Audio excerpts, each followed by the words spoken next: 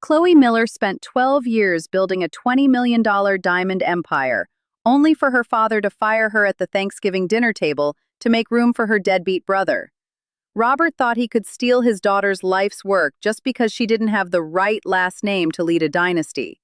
But he didn't realize that Chloe wasn't just an employee, she was the heartbeat of the entire supply chain, and she was about to make his golden boy heir the king of a graveyard.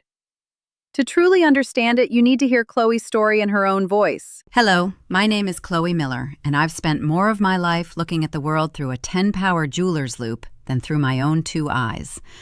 Most kids grow up with the smell of crayons or fresh-cut grass. I grew up with the scent of industrial polishing compound and the high-pitched whine of a diamond drill. My father, Robert, used to tell me that the spark in a stone wasn't just physics, it was a promise. "Work hard, Chloe," he'd say, his hand heavy on my shoulder as we stood over a display case. "One day, all of this, every facet, every carat, it'll be yours. You're the future of Miller & Sons." I believed him. I believed him so much that I didn't just work for the company, I became the company. While my friends were at prom, I was in a windowless office learning how to spot a feather in a 3-carat cushion cut. While other 20-somethings were out at brunch, I was on a flight to Johannesburg, negotiating with mining directors who didn't think a young woman belonged in their boardrooms. The real test came in 2020. The world stopped, and so did the luxury market. We had 15 storefronts with astronomical leases and 0 foot traffic. Robert panicked. He was ready to file for Chapter 11, ready to let 3 generations of work vanish because he was terrified of the red ink. I didn't hesitate. I went to my broker and liquidated my entire personal stock portfolio, $350,000 I had saved days my teenage years. I dumped every cent into the company's payroll account just so our master setters and sales staff wouldn't lose their homes. I didn't ask for a loan agreement. I didn't ask for extra shares. I just wanted to save our legacy. But I wasn't just a worker bee. I was a strategist. During those quiet months, I realized our supply chain was vulnerable. We were paying too many middlemen. So I spent 3 grueling years building a direct, exclusive relationship with a specialized mine in South Africa. I knew how the family politics worked, though. I knew Robert's old-school biases. So, when I signed the exclusivity contract for those rare stones, I didn't sign it as Miller & Sons. I signed it under my private LLC, CM Gems. I told myself it was to protect the business from outside hostile takeovers. I never dreamed that the person I'd actually need protection from was the man who taught me how to grade a diamond. The air in my father's dining room usually smelled like expensive mahogany and vintage wine. But that Thanksgiving, it felt heavy, like the atmosphere before a massive storm. I had spent the entire week finalizing the holiday marketing for our Everglade collection, $10 million worth of emeralds and diamonds that were supposed to save our quarterly margins. I was exhausted, but I was proud. I walked into the house expecting a thank you, or, at the very least, a glass of wine. Instead, I found Jack. My younger brother, the golden boy who hadn't stepped foot in a Miller & Sons showroom in 3 years, was leaning against the mantel, swirling a glass of 30-year-old scotch. Jack had spent his 20s finding himself in Ibiza and Paris, funded entirely by a trust fund I had worked 60-hour weeks to maintain. He didn't know the difference between a lab-grown stimulant and a D-flawless natural, but there he was, wearing a bespoke suit that cost more than my first car. "Jack, what are you doing here?" I asked, setting my bag down. He didn't even look up from his phone. He just smirked. Dad called, said it was time for the real work to begin. Dinner was a blur of forced small talk until Robert cleared his throat. He didn't look at me. He looked at Jack with a pride I had spent 12 years trying to earn. "I've made a decision," my father started, his voice booming with a false sense of authority. "The jewelry business is changing. Investors want stability. They want a lineage they can trust. As of tomorrow morning, Jack is the new president and CEO of Miller & Sons." The silver fork in my hand felt like it weighed 100 pounds. "CEO," I whispered. "Dad, Jack doesn't even know how to open the vault. I've been running this company for a decade. I saved us in 2020.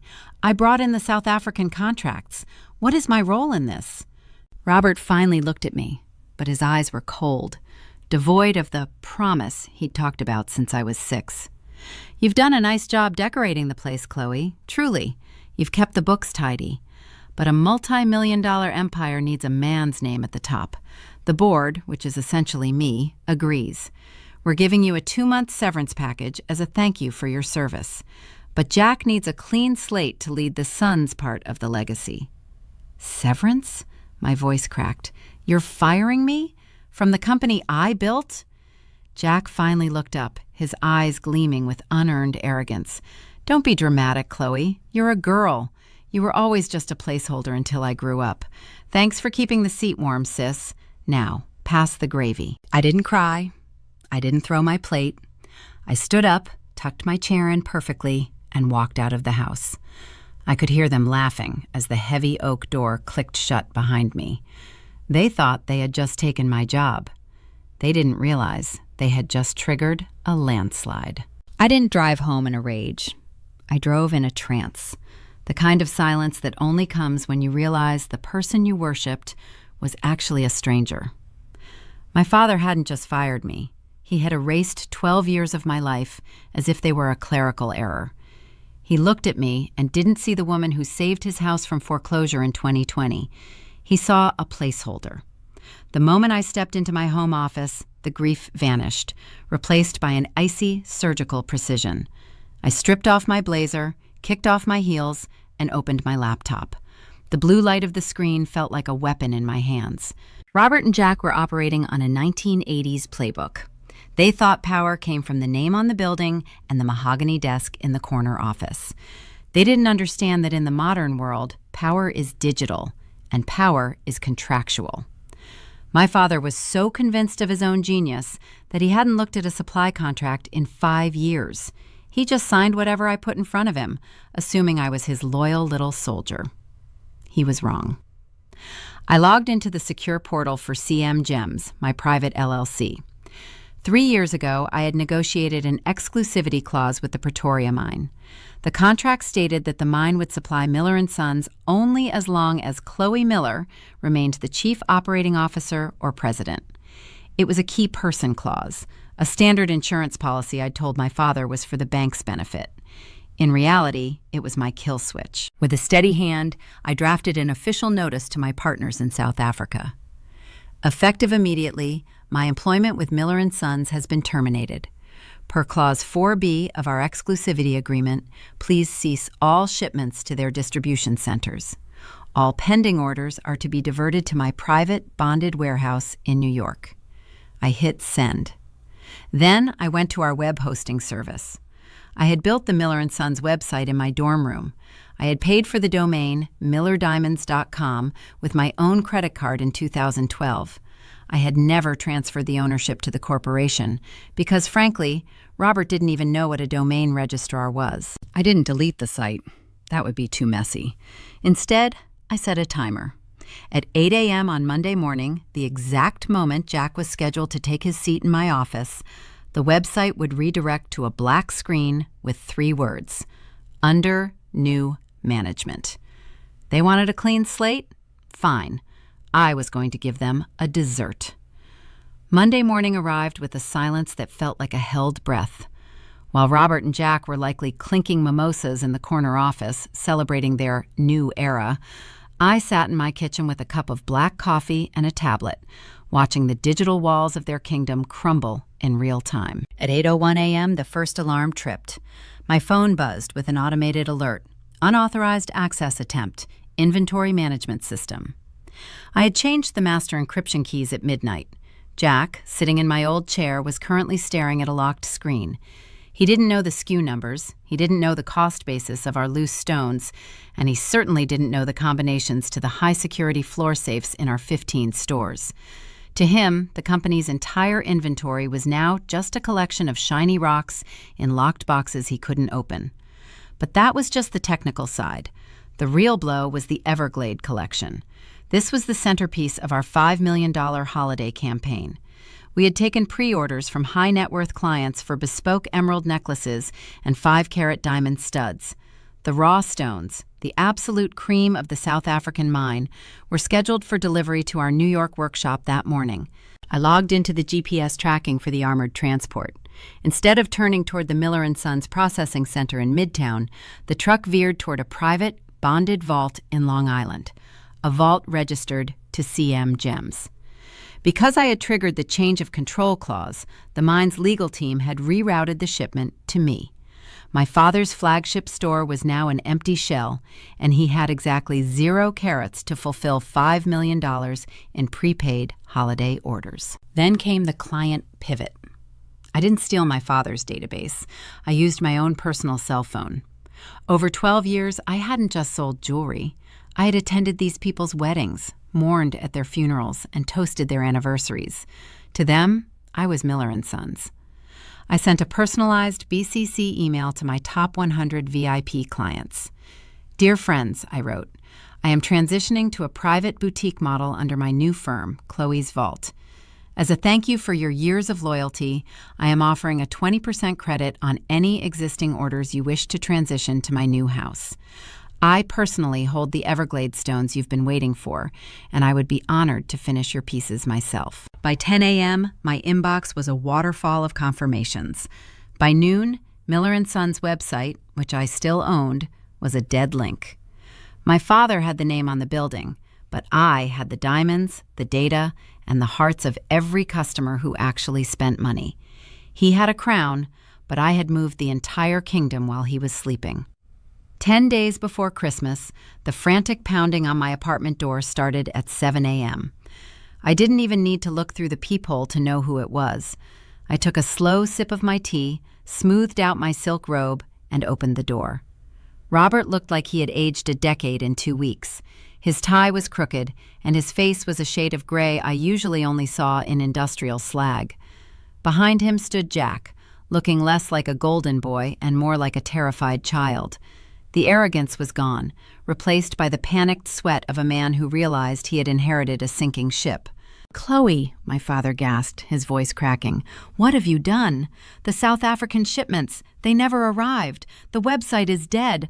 Our top clients are canceling their orders and demanding their deposits back. We're facing $10 million in breach of contract lawsuits by the end of the month. Jack stepped forward, trying to find a shred of his old bravado.